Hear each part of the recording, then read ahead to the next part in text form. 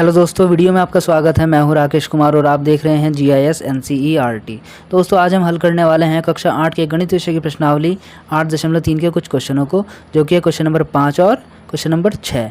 इन दोनों क्वेश्चनों को आज हम इस वीडियो में हल करेंगे। बाकी इससे पहले क्वेश्चनों के हल देखने के लिए आप ऊपर आई बटन पर दिए गए लिंक पर क्लिक करके उन वीडियो को देख सकते हैं। ठीक है, तो चलिए फिलहाल आज की वीडियो को शुरू करते हैं। अब देखिए, यह प्रश्नावली का 5वां क्वेश्चन। वासुदेव ने 12% वार्षिक दर पर 60,000 रुपये का निवेश किया। यदि ब्याज अर्धवार्षिक संयोजित होता है तो ज्ञात कीजिए कि वह पॉइंट 1 है 6 महीने के अंत में, पॉइंट 2 है 1 वर्ष के अंत में, कुल कितनी राशि प्राप्त करेगा। इस क्वेश्चन में कहा गया है कि वासुदेव ने 60,000 रुपये जमा किए हैं 12% वार्षिक दर से, और ब्याज जो लग रहा है वो अर्धवार्षिक लग रहा है, यानी कि अर्धवार्षिक ब्याज संयोजित हो रहा है।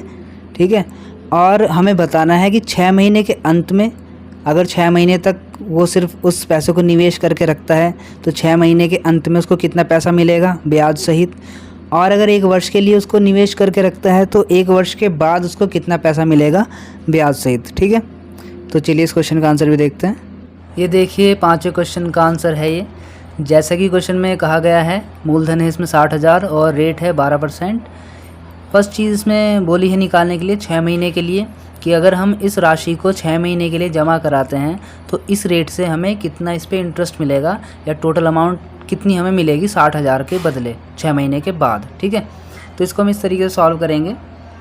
n बराबर 6 महीने, ये जो महीने में है इसको हम साल में बदलेंगे। साल में बदलने के लिए 12 से भाग कर देंगे।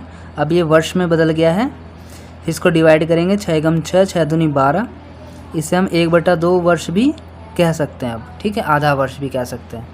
अब इसमें एक बात और कही गई थी, क्योंकि जो ब्याज है वो अर्धवार्षिक संयोजित होता है, ब्याज अर्धवार्षिक संयोजित होता है, संयोजित होता है। अब चूंकि ब्याज अर्धवार्षिक संयोजित होता है, इसलिए जो रेट है, रेट क्या हो जाएगा, आधा हो जाएगा। 2 से भाग कर देंगे इसको, 6% रेट हो जाएगा। और जो समय है, समय कितना है 1/2 वर्ष, इसमें 2 से गुना हो जाएगी, ये कैंसिल हो जाएगा, ये बन जाएगा 1 अर्धवर्ष। क्योंकि ब्याज अर्धवार्षिक संयोजित हो रहा है, इसलिए जो हमारे पास वर्ष था उसको अर्धवर्ष में हम कन्वर्ट कर लेंगे 2 से गुणा करके। ठीक है, अब हम सीधा सीधा इसमें मिश्रधन का फॉर्मूला लगा देंगे। a बराबर p ब्रैकेट में 1 + r/100 होल पावर n। अब यहाँ पे हमने वैल्यू रख दी है।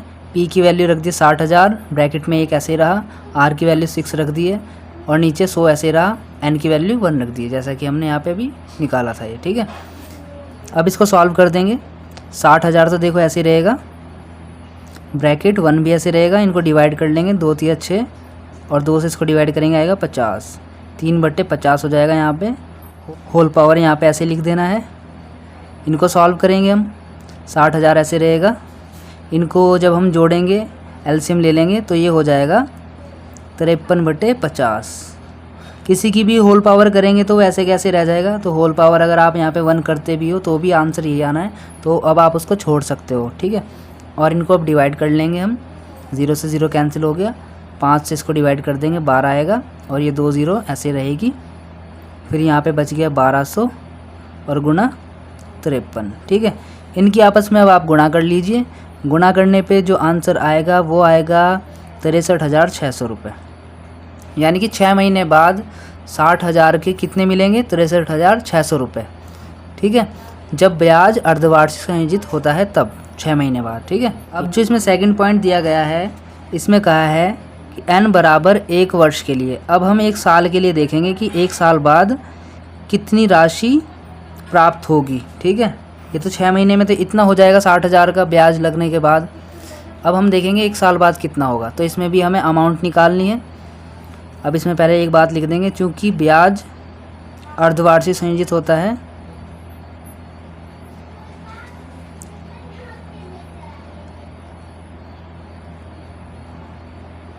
ये देखिए हमने लिख लिया, चूँकि ब्याज अर्धवार्षिक संयोजित होता है इसलिए जो रेट है वो आधा हो जाएगा 6%, और जो समय है हमारा 1 वर्ष, इसमें 2 से गुणा कर देंगे और ये हो जाएगा 2 अर्धवर्ष।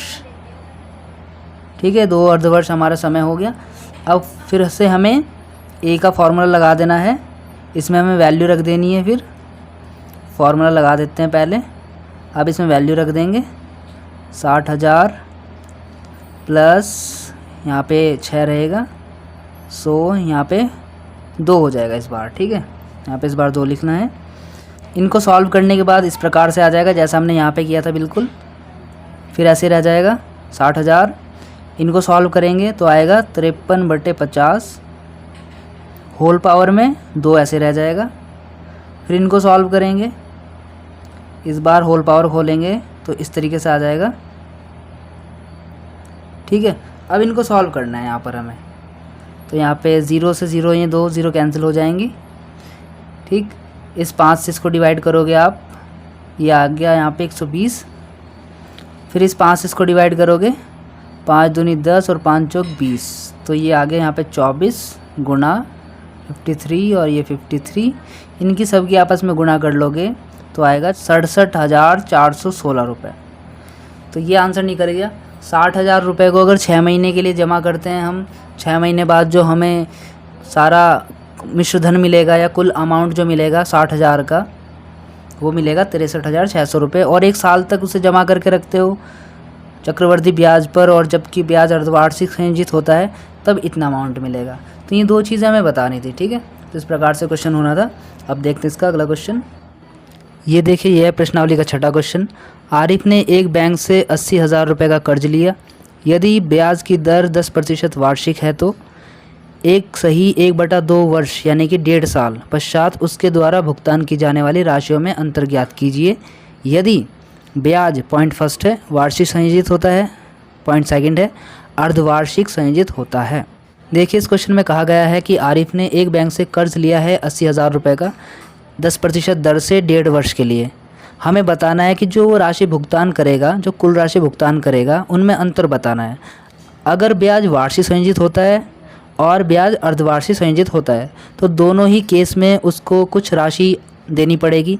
तो हमें बताना है वार्षिक संयोजित होने पे कितनी राशि देनी पड़ रही है और अर्धवार्षिक संयोजित होने पे कितनी राशि देनी पड़ रही है, और फिर हम क्या करेंगे, उन दोनों राशियों का अंतर निकालेंगे। हमें देखना है कि किस में उसको ज़्यादा अमाउंट देनी पड़ रही है और कितनी देनी पड़ रही है। ठीक है, तो वार्षिक संयोजित में थोड़ा कम अमाउंट देना पड़ता है और जब ब्याज अर्धवार्षिक संयोजित होगा तो ज़्यादा अमाउंट देना पड़ता है। तो हमें ये बताना है कि कितना अमाउंट हमें एक्स्ट्रा देना पड़ रहा है जब ब्याज अर्धवार्षिक संयोजित होता है तब। ठीक है, तो चलिए इस क्वेश्चन का आंसर देखते हैं। ये देखिए, प्रश्नावली के 6ठे क्वेश्चन का आंसर है। यहाँ पर हमें मूलधन दिया गया है 80,000 रुपये और रेट है 10% का और टाइम है 1/2 वर्ष। क्वेश्चन में कहा है कि इस अमाउंट को बैंक से कर्ज लिया गया है इस रेट पर इतने समय के लिए। तो इसमें 2 पॉइंट है। पहला जो इसमें पॉइंट है वो है जब ब्याज वार्षिक संयोजित होता है। इसमें हम क्या करेंगे, तब सबसे पहले n=1 वर्ष के लिए, यानी कि n बराबर 1 साल के लिए निकालेंगे पहले हम, और फिर ये आधा वर्ष के लिए अलग से निकालेंगे। ठीक है, तो पहले हम निकाल लेते हैं n बराबर 1 वर्ष के लिए। तो इसमें फार्मूला लगा देंगे मिश्र धन का, ये फार्मूला होता है। इसमें वैल्यू रख देंगे। अब P है 80,000 रुपये, एक R कितना है 10, नीचे 100 रहेगा। यहाँ पे n की वैल्यू 1 है, यहाँ पे n की वैल्यू 1 रख देंगे। 80,000 रुपये ये लिख देंगे, 0 से 0 कैंसिल हो गया, यहाँ पर बचेगा ये वैल्यू, यहाँ पे 1 आप लिख सकते हो। 80,000 रुपये ऐसे रहेगा। इनको सॉल्व करेंगे तो हो जाएगा 11/10। ये जो पावर है 1, इसको अब आप छोड़ भी सकते हो, क्योंकि अगर इसकी आप होल पावर 1 करोगे तो वैल्यू तो ये रहेगी ना, तो छोड़ दो उसको, 0 से 0 कैंसिल कर दो, इनकी मल्टीप्लाई आपस में कर दो तो आ जाएगा 88,000 रुपये। ठीक, इसको अब आपको मान लेना है P1। ठीक, क्योंकि अब ये n=1 वर्ष के लिए आया है। अब हमें आधा वर्ष का भी निकालना है, और आधा वर्ष का निकालने के लिए आपको पता ही है हमें SI निकालना होता है। ठीक है, तो लिख देंगे यहाँ पे अब n बराबर आधा वर्ष के लिए। आधा वर्ष के लिए आपको फॉर्मूला पता ही है, SI बराबर P1RT। ऐसे PRT होता है लेकिन हमने P1RT लिखा है क्योंकि हम इस पे देखेंगे। अब बाकी का जो आधा साल का इंटरेस्ट रह गया ना, इस पे लगा देंगे, उस पे नहीं लगाना, ठीक है। अब इस पे लगेगा वो, तो यहाँ पे वैल्यू रख देंगे। P1 की वैल्यू है 88,000, R है हमारा वही 10, टाइम है 1/2, 1/2 के लिए निकाल रहे ना, तो 1/2 लिख देंगे यहाँ पे, ऐसे लिख दीजिए। नीचे 100 ऐसे ही रहेगा। फिर हम क्या करेंगे, 88,000 ऐसे रहेगा, ये 10 भी ऐसे रहेगा, 1 ऐसे रहेगा, जो ये 2 है ये नीचे आ जाएगा 100 के साथ, इस तरीके से 0 से 0 ये कैंसिल हो जाएगी, एक ये कर लीजिए, एक ये कर लीजिए, 2 0 कैंसिल हो गई। बाकी जो हमारे पास वैल्यू बची है 88 और ये 2 0, नीचे 2 है, इसे डिवाइड कर सकते हो आप, 44 और 2 0, यानी कि फ़ाइनल जो आंसर आ रहा है वो आ रहा है 4400 रुपये, ठीक है। तो ये 4400 रुपये आ गया। तो इस राशि में ये वाला ब्याज अब जोड़ा जाएगा, ठीक है। तो इनको जोड़ते हैं हम, तब कुल राशि को हम मानेंगे A1। वैसे तो A होता है लेकिन A1 मानेंगे क्योंकि A यहाँ पर ये था। तो यहाँ पर कितना निकला था टोटल अमाउंट 88,000, ये 1 साल के लिए था। और आधा साल का कितना निकला है, इतना निकला है 4400 रुपये, और जोड़ दिया ये आधा साल का हमने ब्याज इसमें। तो टोटल जो अमाउंट हो जाएगा वो हो जाएगा 92,400 रुपये, ठीक है। तो यानी कि इस 80,000 रुपये पर 1.5 वर्ष में, ठीक, जब ब्याज वार्षिक संयोजित होता है इतने रुपए टोटल देने पड़ेंगे, ब्याज लगाने के बाद इतने रुपए, ठीक है।